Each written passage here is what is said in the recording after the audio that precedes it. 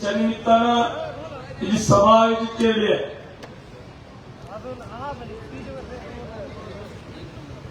औसा नगरीचे विकास पुरुष आमदार अभिमन्यू पवार साहेब, नगराध्यक्ष पदाच्या उमेदवार डॉक्टर ज्योतिताई महादेव बनसोडे, नगरसेवक पदाचे उमेदवार वार्ड क्रमांक 3 चे श्यामबाबा भोसले, आमच्या भगिनी जाधव मनीषाताई उमेश,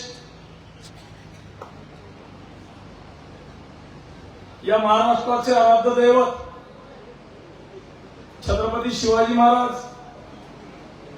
भारतरत्न डॉक्टर बाबासाहेब आंबेडकर, महात्मा ज्योतिबा फुले, साहित्य सम्राट लोकशाहीर अण्णाभाऊ साठे, सर्व महापुरुषांना व त्यांच्या विचारांना प्रथमतः त्रिवार वंदन करतो. आताच सुनील अप्पांनी सांगितले की कुठल्या कुठल्या उपमा आपल्या आमदार साहेबांना द्याव्या, त्या कमीच आहेत. आपा, तुम्ही आता सांगितलं की औषधाच्या विहाराला जवळजवळ 2.5 कोटीचा भरघोस निधी आमदार साहेबांनी दिलेला. खोरसाच्या बुद्ध लेणीला सुद्धा भरभरून निधी दिलेला. हे झालं तुमच्या औषधापुरतं मर्यादित.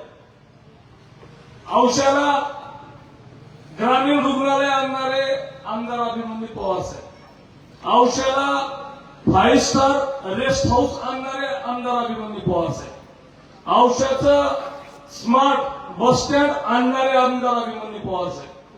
तुमच्या औषधामध्ये एवढा विकास झालाय की आप्पांनी आत्ताच म्हणले की लातूरचा सुद्धा मोठा भाऊ झालाय असं मला वाटतं, आणि ते नक्कीच खरं आहे. कारण आज लातूरचा 75 फुटी पुतळा डॉक्टर बाबासाहेब आंबेडकरांचा, त्या पुतळ्याची प्रशासकीय मान्यतेसाठी मी त्यांना एक निवेदन दिलं.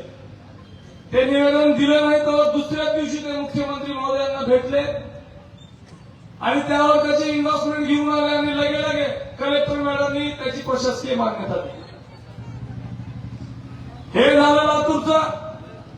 तुम्ही मुरुडला गेलात तर मुरुडचा पुतळा सुद्धा आमदार अभिमन्यू पवार साहेबांनी मंजूर करून दिला.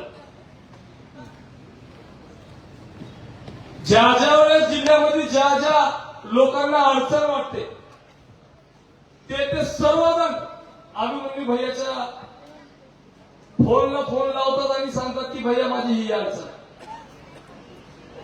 मी तुम्हाला कळकळून सांगू इच्छितो की हे हात बळकट करण्यासाठी आमच्या लातूरचे जर काही मतदारसंघ असते का भैया, मी एसट्या भरोभर लोक मतदान नाही आणलं. कारण तुमच्यासारखा आमदार भेटला हे औषधाचं नशीब आहे. कुठलं असं एक काम आहे की तुमचं पवारसाहेबांकडे गेलो आणि काम झालं नाही. तुमच्या माहितीसाठी सांगतो, लातूरला सह्याद्री हॉस्पिटल आहे.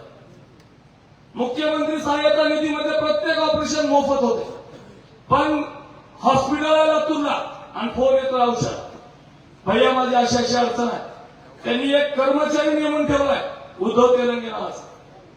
त्याला सांगितलंय की कुणी येईल माझ्या मतदारसंघातला येईल तर जिल्ह्यातला येऊ दे, महाराष्ट्रातल्या कुठल्याही कोपऱ्यातला येऊ दे, बाहेर राज्यातला माणूस येऊ दे, पण त्याची अडचण असली की त्याची अडचण सगळ्यात आधी दवाखान्याची सोडवायचं असं म्हणणारा महाराष्ट्रात एकमेव आमदार म्हणजे अभिमन्यू पवार साहेब.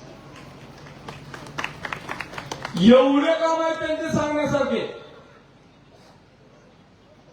ज्या ज्या वेळेस आता मी एक मोर्चा काढला होता पुतळ्यासाठी मोर्चा काढला, भर मोर्चात मला फोन आला मंजुरीसाठी. जवळ 75 फुटी पुतळा आज मंजूर झाला, प्रशासकीय मान्यता मिळाली. त्या पुतळ्यासाठी मी भैया साहेबांकडे सांगितलं होतं, भेटलो होतो आणि मोर्चा म्हणून सांगितलं होतं. ज्या ठिकाणी मोर्चाचा समारोप होता त्या ठिकाणी मला म्हणले की विनोद तू साऊंडला मोबाईल लाव. साऊंडला मोबाईल लावला आणि भैया विधान भवनातून म्हणले की पुतळ्याला मान्यता मिळाली. कोणा वाजता की मोर्चा कलेक्टर ऑफिसला जाऊपर्यंत तुमची मागणी मान्य होईल. आणि काय गरज आहे मागणी मान्य करायची? पुतळा लातूरला तुमचा मतदारसंघ औसा, कसल्याही प्रकारचा दुजाभाव न करणारा नेता आपल्या जिल्ह्याला लाभलेला आहे आणि त्यातल्या त्यात तुम्ही खरोखर नशिबाने की औसा तालुक्याला लाभलेला। आज बऱ्याच लोकांनी सांगितलं की ते पथनाट्य सुद्धा बघितलं मी, नको रे बाबा, नको रे बाबा, नको नको। आणि खरंच आहे, कुणीतरी सांगितलं की 1 कोटीचं काम जर 10 लाखात करत असतील म्हणजे रस्ता बनवायचा का गिलावा करायचा मला हेच कळणार नाही। 10 लाखात तेवढ्या मोठ्या रस्त्याचा फक्त गिलावाच होऊ शकतो। भैयासाहेब, मी 1-2 जणांचे उभाटाचा एक इथला नेता आहे ज्यांना की उमेदवारीसाठी सुद्धा मी प्रयत्न केला, त्यांना उमेदवारी मिळवून दिली आणि अक्षरशः उमेदवारी काढायला गेल्यानंतर मला फोन आला, मला मारायला लय लोक आले, तुम्ही बहुत तेवढं तुम्ही बोला। असं बोलणारा मी एकमेव, मार न खाऊ देता जाऊ देणारा मी एकमेव। म्हणजे तुम्ही कुणाविषयी बोलताय, तुम्ही कुणाला बोलताय, ह्या गोष्टीचं भान थोडं तरी असा। आता इथं कुणीतरी म्हणलं की प्रतिमुख्यमंत्री, मी तर म्हणतो प्रति गृहमंत्री आहे। आज पोलीस स्टेशनची आमची पुढची कुठली अडचण असेल तर भैयाला एक फोन, एक कॉल आणि प्रॉब्लेम सॉल्व, अशा पद्धतीचं काम भैयांचं आहे। आणि भैया, ही जी लोक तुमच्या समोर थांबलेत ही त्यांची एक लेवल आहे आणि तुमची एक वेगळी लेवल आहे। तुमच्याविषयी काही जरी बोलले तर सामान्य औषधकर प्रत्येकाच्या तुम्ही मनात आहे। हे लोक पैसे वाटू द्या, चिवडा वाटू द्या, पाणी वाटू द्या, पाण्याचे जार वाटू द्या, काही सुद्धा फरक नाही, लोक तुम्हाला मतदान करणार। हे लोक पैशाचं आम्ही दाखवून प्रत्येक गोष्टीत भूलथापाला बळी पडणारी जनता मला तर वाटत नाही औषधाची आहे। कारण विकासाची दृष्टी असणारा मतदार म्हणजे औसा तालुक्याचा मतदार, औसा शहराचा मतदार। अभिमन्यू भैयाला लातूरून येतात, औषध येतात, औषधामध्ये मतदारसंघात उमेदवारी घेतात आणि औषधाचे लोक किती हुशार आहेत बघा भैया, तुम्हाला 2-2 वेळेस लीड न आमदार करते। म्हणजे औषधाच्या लोकांच्या डोक्यामध्ये विजन, औषधाच्या लोकांना कुणी सांगायची गरज नाही। आता लोक पैशाला भूलथापाला बळी पडायचे लोक आता राहिले नाही। मला माहिती आहे लाडक्या बहिणीला आपल्या सरकारने काय काय दिले, म्हणजे लाडक्या बहिणी सुद्धा भावाची ओवळणी 100% लक्ष ठेवणाऱ्या औषधाच्या बहिणी ही मी मानतो। कारण 2 वेळेस तुम्हाला आमदार केले, तुमच्या मताचा नगराध्यक्ष करणार नाही। सुपडा साफ होईल समोरच्याचा, तुम्हाला 3 तारखेला दिसल की 3 तारखेला आला विनोद खडके वार्ड क्रमांक 3 मध्ये आला, प्रचार सभेसाठी आलता आणि आता नंतरची सभा जी राहील नगराध्यक्षाचा सत्कार आणि सगळ्या नगरसेवकाचा सत्कार इथंच राहील।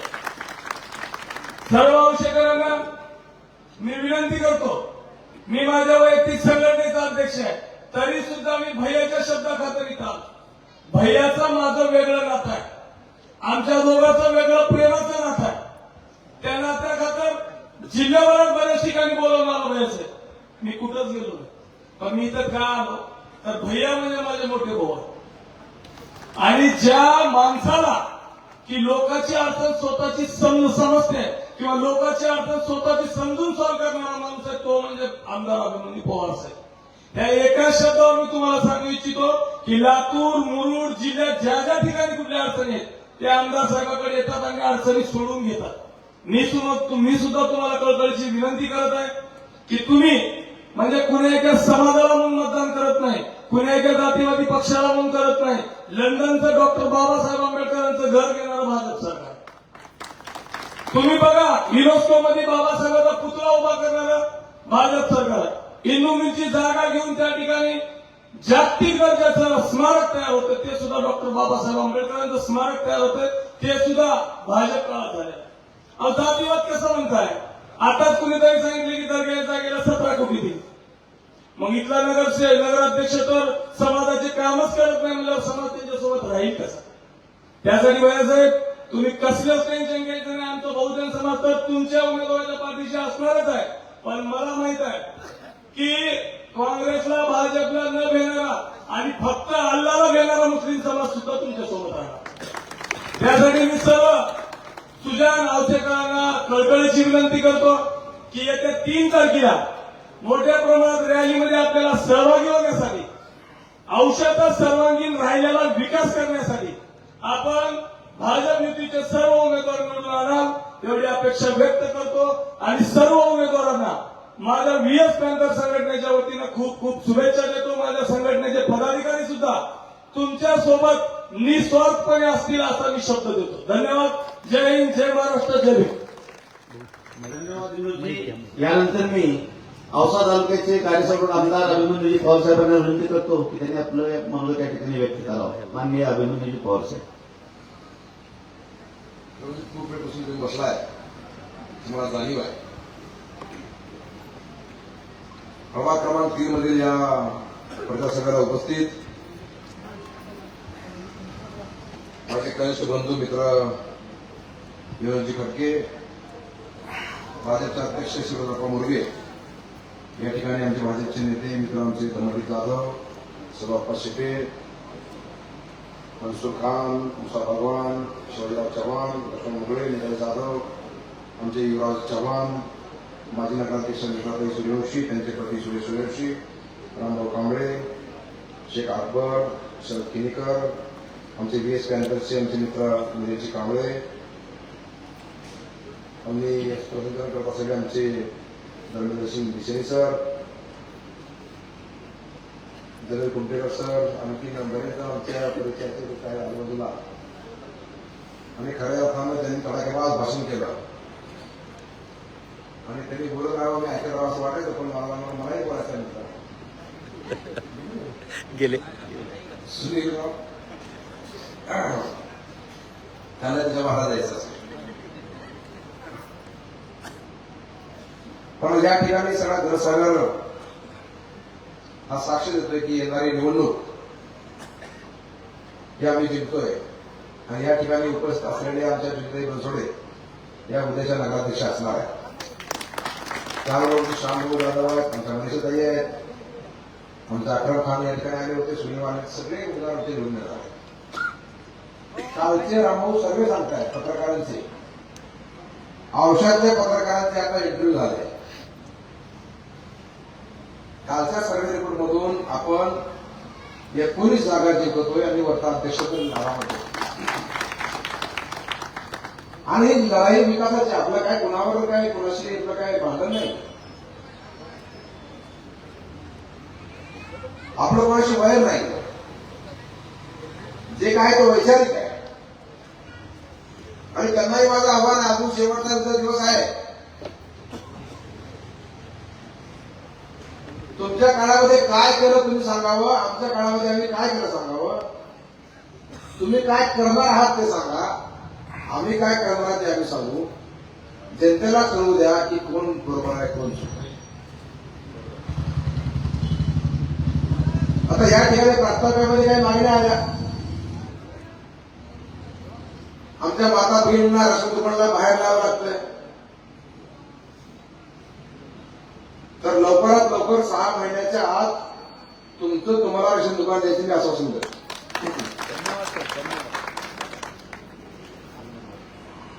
त्या ठिकाणी काल मागणी आली, आमच्या शाबाबू सांगितलं फिरत असताना की शिंदेच्या घराच्या जवळ तिथं आपल्याला बस स्टँडला जायला आमच्या धर्माचा पण आग्रह आहे. बस स्थानकाला जायला आम्हाला जागा द्या, तुम्हाला लांबून घेऊन जावं लागेल, तर तेही मी करून देतो. तिथं काय मोठा छोटा विषय आहे, मोठा विषय नाही. या ठिकाणी ताईने सांगितले की अंगणवाडी पाहिजे आम्हाला, अंगणवाडी पण देऊ. खरं प्रत्येक प्रभागामध्ये एक अंगणवाडी हे माझा संकल्प आहे. त्या प्रभागामध्ये अंगणवाडी असली पाहिजे. आम्ही नगरपालिकेच्या माध्यमातून आपण ते करू.